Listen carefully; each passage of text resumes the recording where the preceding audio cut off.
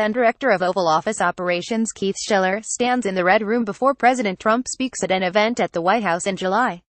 Jabin, BotsfordThe, Washington Post. President Trump's longtime director of security told House investigators this week that a foreigner offered to send 5 women to Trump's hotel room during his visit to Moscow in November 2013.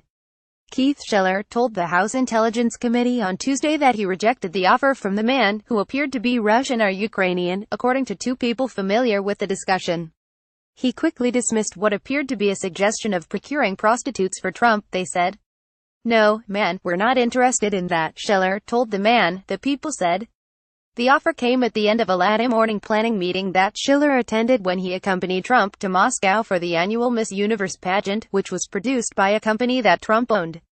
The 2013 trip was at the epicenter of one of the most salacious claims in an infamous research dossier financed by Democrats during the 2016 presidential campaign. The document alleged that Trump consorted with prostitutes during his time in Moscow, a claim the president has vehemently denied. Schiller, Trump's longtime bodyguard who frequently accompanied him on trips, told congressional investigators that he saw no compromising, illicit or illegal behavior by Trump while in Moscow, according to the people. The offer to send women to Trump's room came after Schiller said he attended a meeting in Moscow with about 15 people to discuss details of the pageant.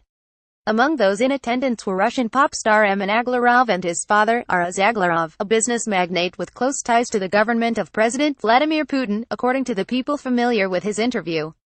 As the meeting broke up, Schiller said a man he did not know approached him and asked if he would like 5 women to visit Trump at his hotel room later that night, he told investigators. Schiller told the committee that he joked about the offer with Trump later that evening as they headed back to their hotel, the people said. "Can you believe one of these guys wanted to send some women up to your room?" Schiller recalled saying. An attorney for the Aglarov said they had no knowledge of the offer to Schiller. "Categorically, neither one of them has any knowledge of that happening," said Scott Balber, a lawyer for Emin and Aras Aglarov. "They didn't do it, they didn't hear it, and they have no reason to believe it's true."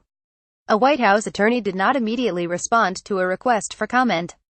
An attorney for Schiller declined to comment on the details of his interview.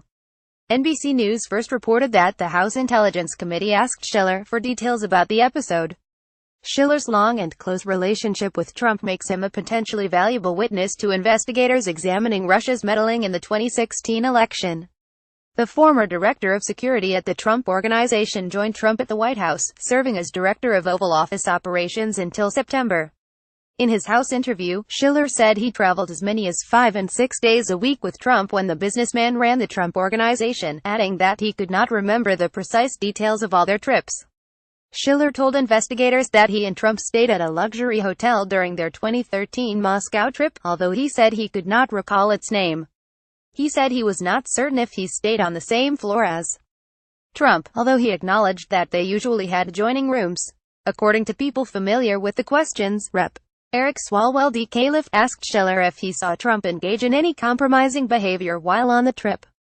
No, not to my knowledge," Schiller responded. He also said he did not remember accompanying Trump on any other trips to Russia but told investigators that he could not rule it out.